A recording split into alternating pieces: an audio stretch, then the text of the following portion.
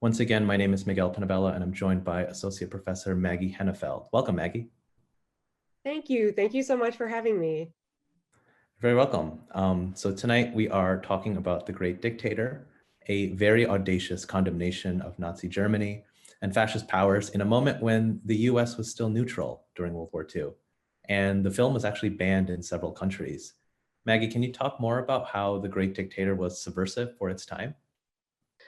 So yes, the Great Dictator, I think, was absolutely subversive at its time, not least of all for its, depiction of an authoritarian world leader as an incompetent buffoon, right, via the Hinkle character. But I think it was more importantly subversive for precisely the reasons you've already mentioned, that it was banned in a number of countries across Nazi-occupied Europe and kind of unevenly in Latin America. I think it was allowed to play in Chile, but banned in Paraguay. It was eventually released in Costa Rica against protests from Italy and Germany.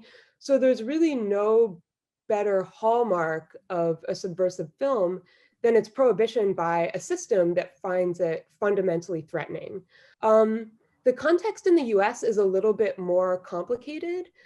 It, I think it was subversive, again, not least of all, for how it engages with topical political events through such broad farce and absurdity. I mean, that's really the sweet spot of subversive satire. But it was also super popular among domestic audiences. It was embraced by FDR and the New Deal administration. It was, I'll add, decried by the Republican America First Senate committee, who were hardcore isolationists. So at the very least, it was subversive to American Republicans, which, is always a great thing. Yeah, I was wondering too, what purpose did the movie serve for the general public back in 1940? I mean, do you get the sense that cinema goers were simply looking to laugh at Hitler? Can you say more about the reception of the film, just more generally? Yeah, absolutely. So like I mentioned, it was wildly popular. Chaplin had a lot invested in the film. So there were actually rumors leading up to the film's release that it might be pulled simply because world events were unfolding so quickly. And actually from the timeline, the conception of the film in 1937, Chaplin took 2 years scripting it and then about a year filming it from late 1939 to early 1940. I mean, Nazi Germany invaded Poland, Austria, Belgium shortly after the release of the film. And meanwhile, I think early in the production schedule, Americans thought that the Nazis' defeat was inevitable. And that perception really, really changed as the film inched closer to release. So a lot of Americans, the collective consciousness was kind of shifting from isolationism to the urgent need for intervention because Americans were sort of starting to get the message that the UK might not be able to hold out.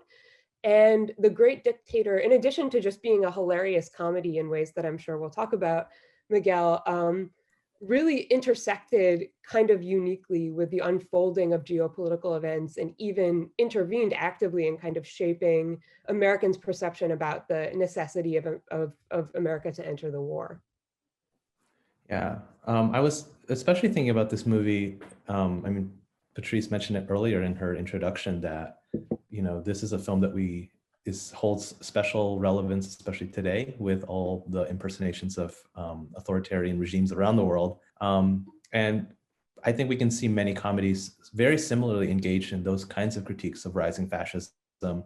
But at the same time, many critics have charged leaders like Donald Trump, for instance, as being beyond satire, right? The argument is that reality is somehow more absurd than anything that fiction can come up with, or that like satirical headlines from The Onion or caricatures on Saturday Night Live somehow pales in comparison to the buffoonery and the cruelty of real politics.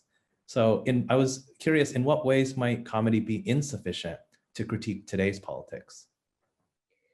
Yeah, that is such a great question. And I mean, to your point that political reality now seems more absurd than satire. This is actually a question on the midterm exam for my comedy course. I give them a real news headline and an Onion article, and they have to tell which is which. And usually they can, but sometimes they get it wrong. Yeah, I don't know. I feel like the authoritarian leaders, if we want to call them that, who are, I mean, Trump, for example, maybe more resembles Hinkle than Hitler. He's obviously extremely cruel and dangerous, but he's sort of incorporated his own self-parody into his persona.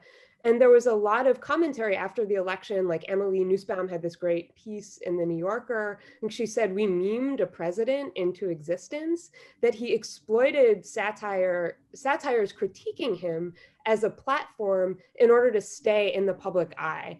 And of course, like with the kind of climate of bitter culture wars in our country, laughter at the political other is just used to kind of rally the base and increase political divisiveness and resentment. So I'm not sure that anti-fascist satire or satire against Trump or other sort of buffoonish authoritarian leaders like, I don't know, Silvio Berlusconi or Vladimir Zelensky in the Ukraine. People, yeah, it's this kind of neo-authoritarianism is so absurd in itself. Like you were saying, it's questionable how much work satire actually can do to critique or dismantle it, other than kind of inflaming political antagonisms. This is obviously something I think about a lot. Yeah, I really like your point too, that there is a kind of element of self-parody baked into Donald Trump. I mean, not only, his political career, but obviously before he was a television personality. And so there was this element of performance that I think was baked in, from the very beginning. And so there is that kind of like that media personality, right? That's very similar, I think, to Hinkle, right? Because he's always performing for the camera.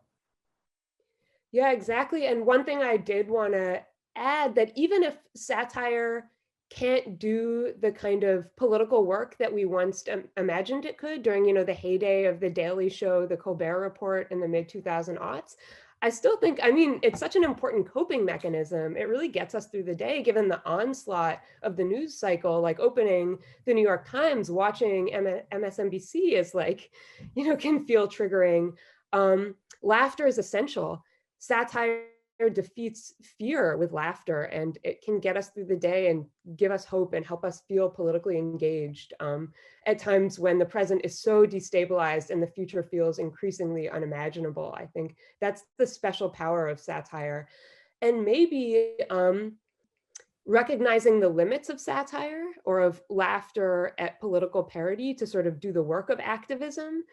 Maybe that was more dangerous than the situation we find ourselves in today. Like when I was in college and was, binge watching The Daily Show, I felt like my laughter was inherently political, maybe even to the point that it could take the place of activism. And, meanwhile, all this money being infused into politics, and Republicans were sort of solidifying their power over the judicial system, for example. I think that if satire leads us to underestimate our enemy or not to take activism more seriously, that's maybe even more dangerous than not. And at least I think we've been disillusioned about how far satire can actually go in recent years. And that's probably a good thing. I'm sure we'll probably get back to that point about the place of satire today, but I wonder what is effective in Chaplin's satire here. So I think obviously he seems to derive most of his humor from those angry speeches and the nonsense language, but then you also have Tomania's very incompetent bureaucracy. And of course, the absurdities of all the rituals, right? Like how they salute one another. That's like a recurring joke. So can you talk more about like what is effective in his satire? Yeah, well, the film is so on the nose. He watched a screening of Leni Riefenstahl's documentary about Hitler, Triumph of the Will at MoMA, and I mean, used it to inform his parody. And it's, I mean, just the names alone, Napoloni for Mussolini, Hinkel for Hitler, bacteria and tomania, really thematizing madness, the kind of insane excesses of Nazism, is obviously, it's unmistakable what the film is referring to. I find, in terms of his use of sound and dialogue, the sort of guttural impersonations of Hitler's speeches more effective than the kind of straight up political messaging at the end, particularly when the Jewish barber takes the platform in the closing act of the film. And also the play with incongruities in length, like how Hinkel will speak for 5 minutes and then the stenographer will type one word, or the translator will have like a very short transcription. And then, he'll, make like a quick comment or clarification. It's like, all of a sudden 5 pages of action.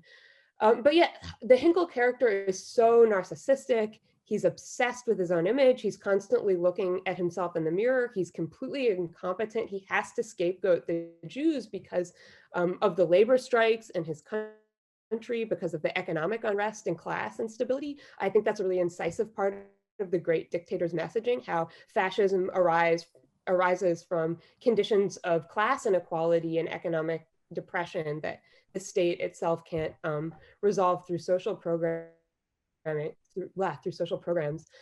But I think I have to admit, I feel like in my mind, the most kind of ingenious satire in the film is at the beginning, in the opening World War I sequence, which harkens back to Chaplin's own World War I satire from 1918, Shoulder Arms. I love the physical comedy.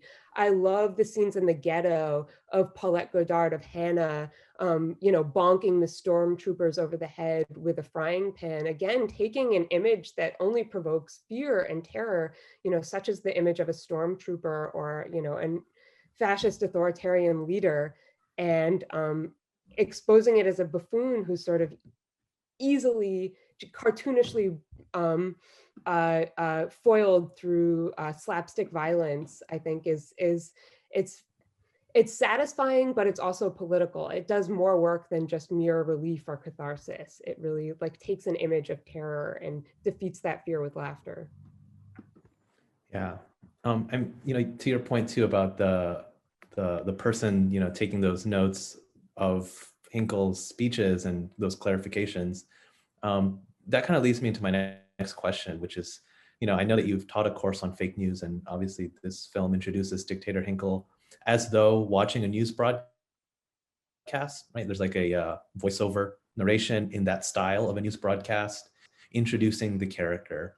And the voiceover also notes that there were, quote, prepared statements, right, that were given to networks. So in what ways are those two things critiqued in the film, news media and propaganda? I think very explicitly, maybe at times not even satirically, the power of the radio and news propaganda, and political speeches like Hitler's rallies were staged for the camera, right? For Leni Riefenstahl's documentary Gaze. How dangerous modern mass technology is as a medium of propaganda that can spread the gospel of fascism uncritically. So,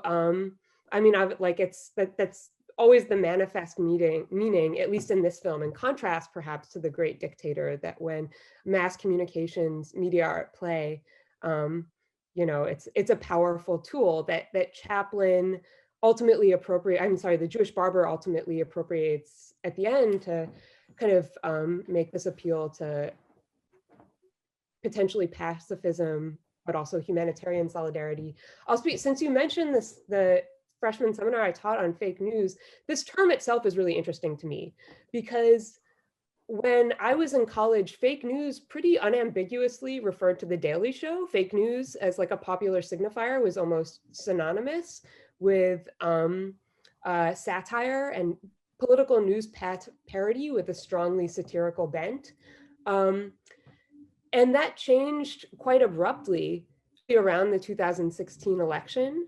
But I think the term still retains a degree of instability, fake news, between satire that plays on the instability between truth and lies through strategies of irony, like humorous incongruity in order to get at a deeper truth that maybe is not immediately manifest. And fake news is just like straight up disinformation, clickbait, manipulative propaganda.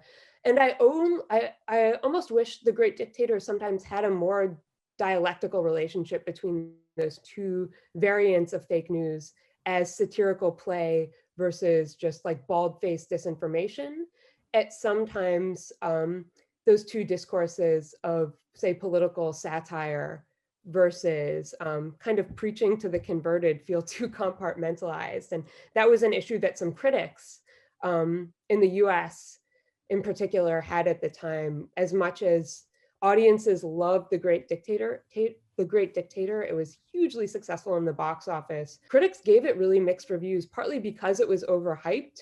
But one reviewer for the New York Post called the Barber speech at the end a great artistic boner. And I'm not misspeaking, he used the word boner, but really that the didacticism and the satirical entertainment value felt too disjointed from one another. That was the gist of the critique. And similarly, with maybe what I think is potentially the superior, or at least my personal favorite, early 1940s Hollywood anti-Nazi satire, the Ernest Lubitsch film To Be or Not to Be, which is even more broadly farcical than The Great Dictator.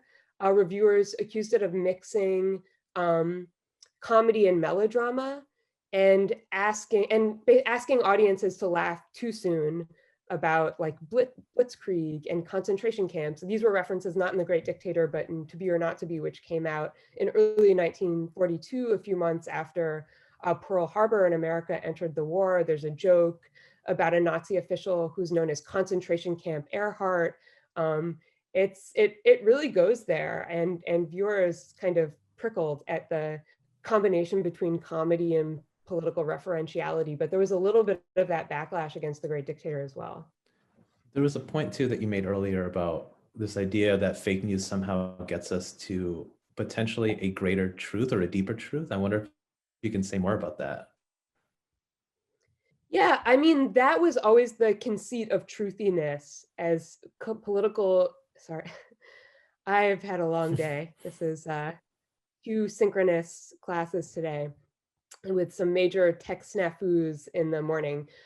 Stephen Colbert defined truthiness as the fact that you don't think with your head, but that you know with your gut. And obviously, Colbert himself is kind of parodying, impersonating a Fox News host persona like Bill O'Reilly or Sean Hannity in that role.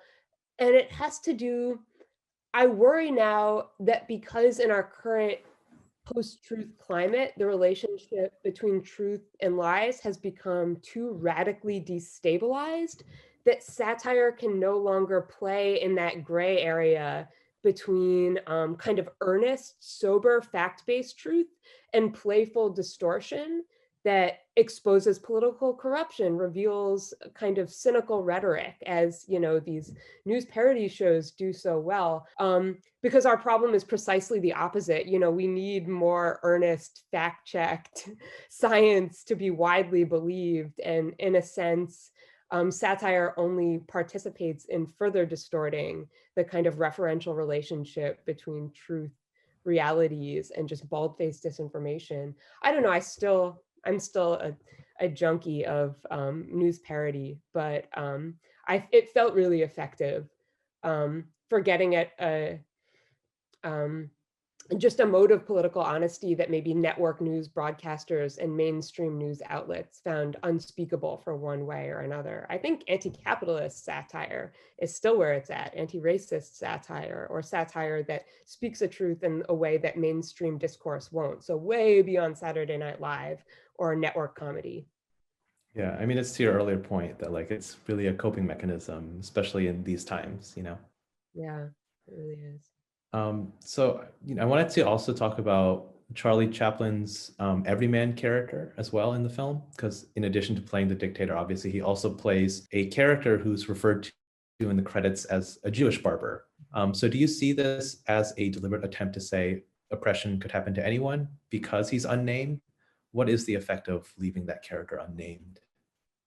Oh, that's such a good question. And I like your interpretation very much, Miguel. I mean, I think Chaplin's Tramp persona as well um, is meant to be a kind of allegorical everyman, everyone, even though he's so kind of dejected and frumpled with this sort of crushed bowler hat and, like seedy suit and cane.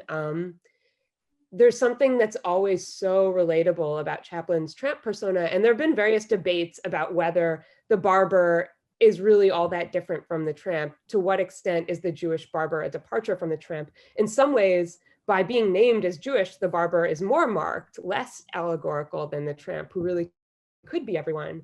But I like the way in which the Great Dictator plays in between those two roles. Like after the Barber returns to the ghetto with amnesia, he's dressed in the trademark bowler hat and cane, and it's only once he's awakened to the political reality and the cruelty and madness of the current moment that he sort of his physical appearance is adapted slightly to the persona of the Jewish Barber. And then when there's the sort of brief détente, when after Schultz intervenes and Epstein potentially makes a loan to Hinkle, and there's a lifting of oppression against the Jews in the ghetto.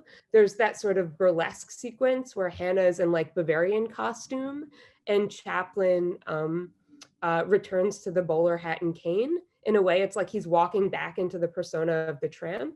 And then, so the Jewish Barber, I read as a way of signaling, to your point, yes, this oppression and tyranny could happen to anyone, but if the Tramp is ever accused of ducking his head in the sand and not intervening in politics enough, the Jewish Barber is maybe Chaplin's way of crossing a certain threshold into the political, into the topical, and associating his own star persona more with an outspoken political position. It's certainly against fascism, if not also against capitalism, increasingly later throughout his career. Yeah, you briefly touched on this point in my next question too, which is that, this character, the Barber, is depicted as this very pure-hearted, very innocent figure, partly because he had been hospitalized since the end of World War I and hasn't lived through Tomania's cruelties. And so he's kind of able to see through the absurdities of fascism. And there's even a comment in the chat that brings out that like part of the efficacy of these kinds of figures is that there's an outsider status to them. But I wonder if you could speak more to that, like why is this kind of figure effective here? Has this figure changed over time, do you see, in these kinds of political satires?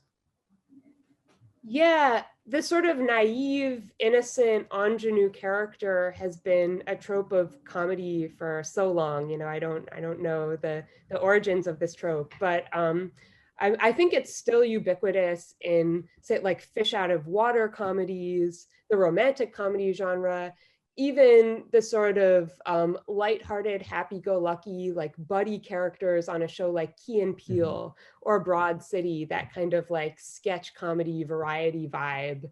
W. Penabella is someone, a political comedian who I think also often assumes the guise of an innocent or ingenue. And it's also sort of how Colbert's ironic satire operates, less in his late night role, but more on the Colbert Report, the way he sort of exaggerates his naivete in order to reveal something about a person he's interviewing or a situation. But yeah, I remember there was this video that went viral after the 2016 election depicting this guy who had like been in a coma for several months, and he woke up and his friend is like, oh, by the way, Donald Trump is president, and all of these other unimaginable things have happened. And yeah, I think the Barber's amnesia is a very effective plot device for not just emphasizing the rupture between the post-war world of the late 19 teens, even in the wake of the traumas of World War I and the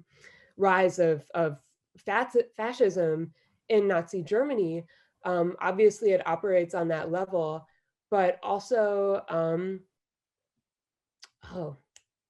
It's been a long day. It was good. This was going to be really good. This was really like my slam dunk sub answer to your question, but I have confidence it will come back later.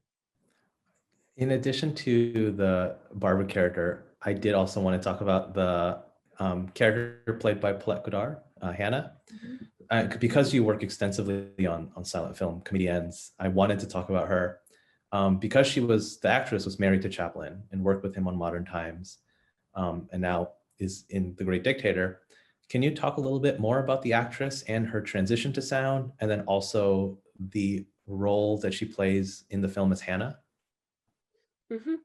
So Paulette Goddard wasn't a silent film star. I think she like started with the talkies. Modern Times, as far as I know, was really her only significant silent film role. In Chaplin's work in Modern Times and The Great Dictator, I think she's more kind of coded around pathos and the integration of melodrama than comedy. And this is like, I mean, the gender politics of slapstick, particularly in silent cinema, is really my wheelhouse. It's my fascination. And I think that part of the reason women, despite their extensive participation in the slapstick genre as comedic performers, have been written out of the history of slapstick is because audiences have always been allegedly, if not actively, uncomfortable laughing at images of comical violence inflicted on women's bodies, right? Which is the whole basis of slapstick. It's like laughing at someone being horribly injured, banged over the head with a frying pan. And it's interesting to me, as much as, you know, Chaplin can almost combust when he gets a grenade in his pants on the front, almost fall out of an airplane that crash lands after, you know, like plummeting from the sky upside down. And of course, any number of stormtroopers, but also the Jewish barber himself are, you know, banged over the head, including by Hannah. When Hannah protests the stormtroopers' cruelty and they pelt tomatoes at her, like cue the melodrama music. There's a little bit of a physical gag in the barbershop when he's shaving her face and she comments about like women not having whiskers. But then, you know, quickly sort of pivots from potential slapstick involving shaving a woman's face to a makeover movie. I'm like, am I watching The Great Dictator or now Voyager? So I think that really melodrama and pathos and a kind of break from absurdity adhere to Hannah's character in ways that are maybe unnecessary. And I don't know if it's relevant or not to comment that of Chaplin's four wives, Paulette Goddard was the only one who wasn't basically a minor when they got married. He was still significantly older than her, but of his other three wives, Mildred Harris, his first, I think was like 16 or 17 when they married. She was also a talented silent film actress. You know, he was in his early 50s when he married Una Chaplin, who was like, I don't know, 18 or something. So it just feels, you know, in the era of Time's Up and #MeToo, it feels relevant to comment on this, on Chaplin's reputation for not always being so great toward women and a bit of a womanizer. Yeah, absolutely. And you bring up some really great points too with regards to like this kind of like generic split between comedy, slapstick, and melodrama, because the film isn't entirely comedic, right? Like there are moments of genuine fear. I mean, the scene that really sticks out to me is that one where the stormtroopers are raiding Hannah's home to capture the barber. And there's like this really rousing moment where the camera lingers on the image of caged birds. And we hear these off-screen sounds of the stormtroopers breaking into the barber shop. And there's a woman screaming. So I just wonder, how necessary is it to combine comedy with this very sobering sadness, especially in light of Chaplin's comment that he made in his 1964 autobiography that he would not have made the film had he known the extent of the Holocaust? Yeah, wow. And I'm glad you mentioned that quote. And who knows whether, you know, how sincere he was being or what he meant by it in um, you know, his autobiography. Hindsight is always 2020. I think those moments are incredibly powerful, and especially given how quickly events were unfolding and realities, in addition to perceptions of reality, were changing amid the film's production. That was also a way of signaling satire can only go so far. There's a kind of referential trauma that you know, can't be depicted either through broad farce or even through kind of you like heart-tugging melodrama, because it's really about what lies beyond the frame, what's unseen within the image during those moments that you've just nicely described. But in terms of kind of intermingling pathos, melodrama, slapstick, and other modes of comedy, that was always kind of core to Chaplin's shtick, at least since, like the 1920s gold rush, the Kid, Woman of Paris, City Lights, certainly modern times. I mean, it's partly what makes The Tramp so relatable. And his films are very Manichean. He and his friends are often battling against evil antagonists. Like his films are very much about like the battle between good and evil. That's kind of the psychological hook. And comedy, a lot of comedy, especially comedy involving extravagant images of physical violence, necessitates having a certain amount of emotional and aesthetic distance from the kind of events unfolding on screen, right? Comedy equals tragedy, but plus time. Mel Brooks said comedy is tragedy that happens to other people. Or if I cut my finger, that's a tragedy. If you fall down a sewer and die, like that's a comedy. I don't know. I think that one's a little bit brutal, but melodrama is the hook. It's what makes us invested in the characters and really committed to the story, maybe in ways that just broad farce, like a film like Duck Soup, couldn't do as poignantly. Yeah, and we also talked about briefly the use of sound in the movie, and I wonder if we can get back to that point as well, which is that, for those who might not know, The Great Dictator is Chaplin's first true sound film. I mean, the modern times kind of dabbled a little bit with some sound, but this is, from start to finish, there's dialogue and sound effects. And I wonder if you can talk about how sound is used both as a source of subversive humor. I mean, there's using language as gibberish, and also as a rallying cry in the final speech that appeals to this sense of common humanity. Mm-hmm.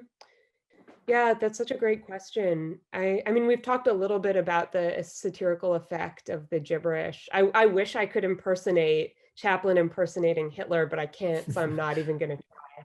But I think the play, like we mentioned, the play with the temporality of like, short, punchy statements being translated at length and vice versa.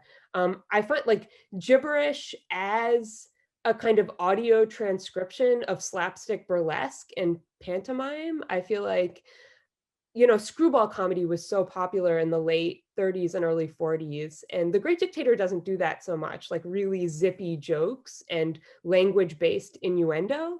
Like that is not how Chaplin uses sound. I feel like the gibberish impersonation is almost a way of parlaying the language of physical humor, right? Silent film slapstick into dialogue-based sound.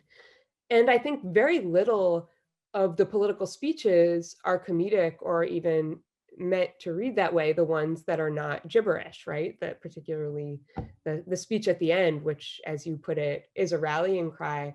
I think I'm all for the use of sync sound to enhance the visual gags, like the bonk of the frying pan, the explosion of the fuse at the beginning. It makes the gag even funnier. And obviously silent cinema is the biggest misnomer ever, because none of these films were ever projected without sound. There's always a live musical accompanist who might use the piano or the organ to sort of underscore the sight gag, as I've seen recently, having attended a lot of international silent film screenings in recent years, that the musician does that work. But when the soundtrack can do it, that's all the better. And of course, there's the famous use of Wagner music in, the Globe ballet, and then the pop of the globe exploding at the end of Hinkel's dance, and the Brahms Rhapsody shortly following in the barber shop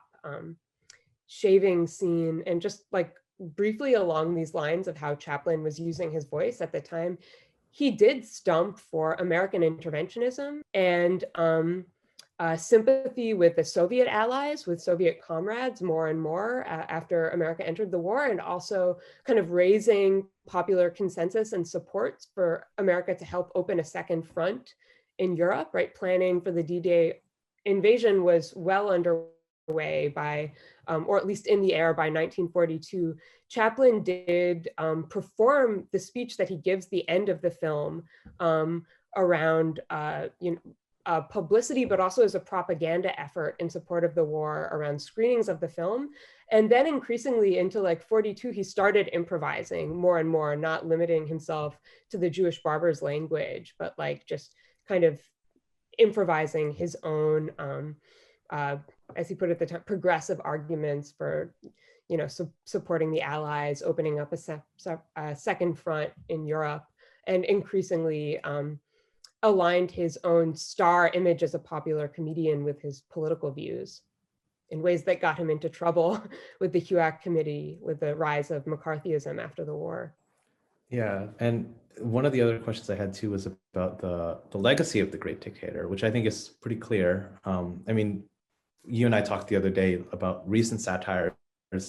Movies like Jojo Rabbit and The Death of Stalin, I think probably owe some debt to this film. But I was curious about what would have been inspirations for The Great Dictator. So what are those comedic predecessors for this kind of political satire? That's such a good question. I mean, I think that like Chaplin's greatest influence is always Charlie Chaplin. I mean, he's like riffing on so many like tropes that he himself, is key to devising. I mean, other references that come to mind, I've already mentioned Duck Soup from the early 30s, in which there's also Chico plays a character named Ciccolini, who's pretty clearly a parody of Mussolini. Groucho Marx plays Rufus T. Firefly. But at the time, actually, Duck Soup now is like one of the most highly regarded slapstick comedies from that era of Hollywood. It's really one of my favorite films, but it was sort of panned at the time for being too silly in its political topicality. And the Marx Brothers were just like, oh no, we were just in it for a laugh. And then I don't know, a lot of reviewers were questioning, well, then why like make it so on the nose in its depiction of like early 1930s geopolitics. Duck Soup is definitely a reference. It's much more just like wildly farcical, anarchic in its burlesque. There was a plagiarism lawsuit against the Great Dictator, against Chaplin, that he actually settled.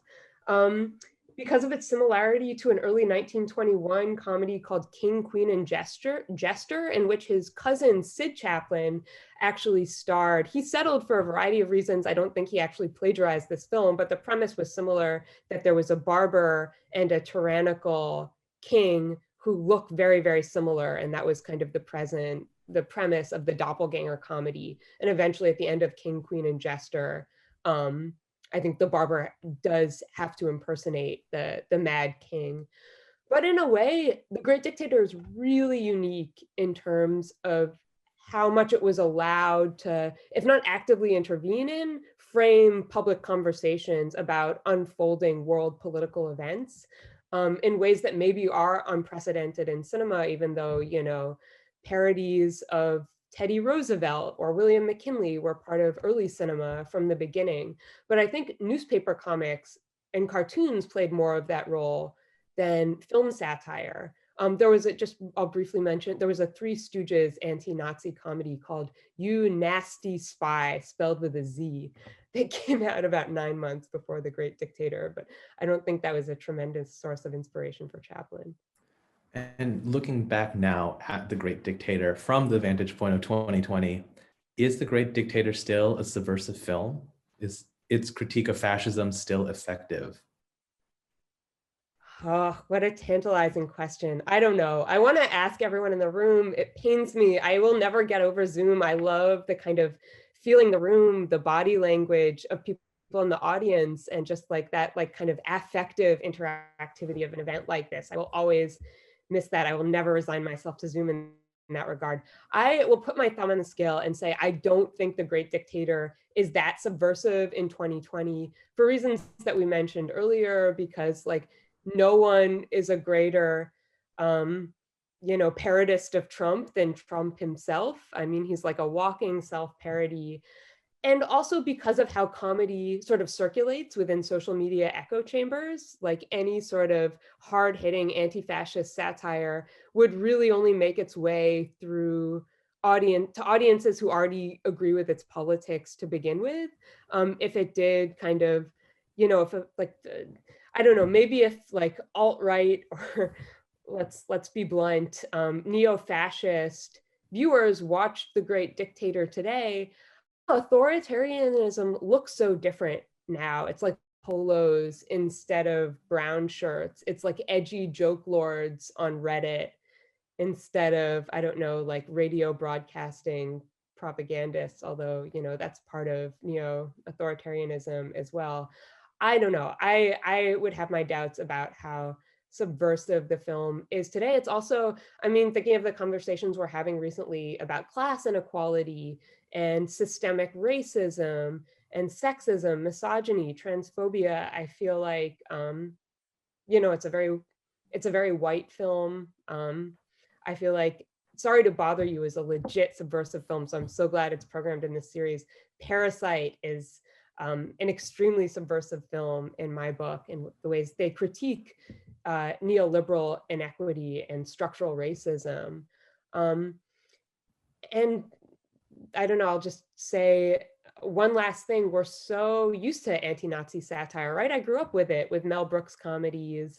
Sacha Baron Cohen does a little bit of that in his Borat figure, like Woody Allen. It's not, I don't know. Again, I would love to hear other people's reactions, but yeah, in my book, it's not particularly subversive in 2020, but I'm glad we're still engaging with it as a text. And circling back to one other thing that you wanted to say, do you recall that one point that you wanted to make earlier when we were talking about the figure of the barber at all? I do, actually. It flashed into my head, but at the wrong moment. So thank you for bringing it back. Just that I think we're all constantly making these micro adjustments, like things we thought we would never be able to imagine entertaining about the political climate or accept just as the new norm. Like we were all repeating this mantra after the 2016 election, this is not normal, this is not normal. But once the unthinkable sort of like just meshes with the everyday, with the ordinary, we adjust, we move the line farther and farther beyond the thing that we said we'd never be able to accept or tolerate, that we would take to the streets and give up all of our comfort and own security in order to protest. I think we keep moving the yardstick farther and farther away from where we said it would be after the moment of initial rupture and trauma. So there's something about the device of, multi-decade long amnesia. Like the Barber is able to react to just the incommensurability of the society that he encounters in ways that other people have adjusted to all too seamlessly. And, we talk about this a lot via predatory capitalism and the coronavirus pandemic. Like at what point will we stop making these micro adjustments to allow the system to continue to run smoothly? Like at what point will we not adapt all of our classes seamlessly to Zoom and Blackboard and Canvas? At what point, are we just going to draw the line and say like this is too far? Maybe we should all have, like year-long amnesia, and then our appetite for protest would be, I don't know, fired up. That was what I was going to say earlier. So thanks for bringing it back. Absolutely. Yeah. And yeah, I'm curious to hear what the audience thinks. So we are now able to take questions from the Q&A function on this webinar. Questions have been selected by the Carsey-Wolf Center staff. Maggie, one of the questions from our audience is, if the tramp or barber is an everyman, then is the double role suggesting that not only can such oppression happen to anyone, but also that anyone can potentially become an oppressive dictator? That is, the dictator is in all of us. This would certainly jive well with a character like Joe the Plumber, for instance, right? Mm-hmm. This empty category of the people. And then there's also a connection, of course, Tramp and Trump. Can you speak at all on that? Yeah, I love that question. I think to flip it around again, we'd also then have to assume that Hinkle is an everyman. If anyone could slide into that role or become vulnerable to that role. I think that we're not like, we don't all have like an inner authoritarian dictator just waiting to be activated by the right or wrong historical circumstances, but that someone who's as much of a total buffoon, narcissist idiot as Adenoid Hinkle can attain that degree of uncontested state power. I think if the Barber is an everyman, the Hinkle impersonation reveals like, yeah, how a buffoon can easily obtain that much power, which maybe is more prescient towards the present day than the commentary of the Great Dictator's own moment. So yeah, great question. It reminds me too of towards the end of the movie when Hinkle himself is mistaken, right, for being this this kind of everyman figure, right, where he's like caught as a I think he's like hunting geese or something, right, on that rowboat. Yeah, yeah, exactly. And there are so many misrecognitions of Polish theater actors who successfully or unsuccessfully attempt to impersonate Hitler. In the 1942 film To Be or Not to Be, the Lubitsch comedy we mentioned, which opens with this Polish theater actor Bronski, who comes on stage in a role playing Hitler and everyone hails him, and Bronski hails himself, which is of course one of the most hilarious moments of the film. But it sets the stage for, anyway, I don't want to give too much away and I want to get to more questions, but can I read this question from Bhaskar Sarkar? It just sort of caught my eye. Sure. As Lauren Berlant puts it, genre flailing is a mode of crisis management that arises after an object or object world becomes disturbed in a way that intrudes on one's confidence about how to move in it. We genre flail, I like genre flail as a verb phrase, so that we don't fall through the cracks of heightened affective noise into despair, suicide, or psychosis. We improvise like crazy, where like crazy in quotation marks is a little too non-metaphorical. Yes, well put. And I've been really interested in Lauren Berlant's work recently on humorlessness, but also her discussion of the waning of genre and the fraying of fantasy as ordinary life becomes increasingly unhinged from media genres in Cruel Optimism. And I've been thinking about that a lot, about kind of genre hybrid satires. And this is one of the things that makes Parasite so subversive to me, about how the genre in the film completely falls apart about 2/3 of the way through. It can no longer contain its own fantasy of upward mobility, because the first 2/3 of Parasite really is a slapstick comedy in a lot of ways. It's broad farce about kind of conniving tricksters who sort of fail up into class mobility. And then trauma erupts. The gag of someone getting slapped in the face with a cake is simultaneous with another character being violently stabbed and murdered. So I like the way films like Parasite, and I think more effectively, the different genres that play in Chaplin always feel oddly compartmentalized. They're not put into collision the way satire, terror, anxiety, melancholia, all of these sort of incompatible affective modes, the way they're activated at cross purposes to basically call for a new mode of fantasy, right? To provoke us to try to imagine a different kind of world in anti-capitalist films like Parasite, but also a lot of racial dystopia themed satires. Certainly Sorry to Bother You, Get Out and Us come to mind. Lovecraft Country, I think, plays between genres really poignantly. So yeah, that's been on my mind a lot. Thank you, Bhaskar, for that question. Another question quotes from Theodore Dorno, who famously wrote that the Great Dictator loses all satirical force and becomes obscene when a Jewish girl can hit a line of stormtroopers on the head with a pan without being torn to pieces. For the sake of political commitment, political reality is trivialized. And this question, wanted to hear your thoughts on that. Yeah, so Adorno was, as much as, he called fun a medicinal bath that the culture industry keeps prescribing in the culture industry essay, He actually was really into Chaplin. They had a famous encounter in LA in the mid 40s, where Chaplin allegedly saved Adorno from a social gaffe. I won't go into detail about it now. But I think Adorno called Chaplin, like he compared him to like a vegetarian Bengal tiger, who you don't expect to pounce on you, or who pounces on you when you least expect it.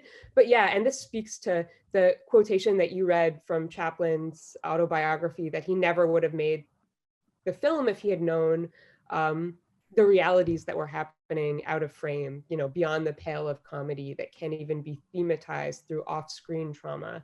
So yeah, I share your concern, and that's of course brilliant. Patrice's question, that the film is a little bit too on the nose. It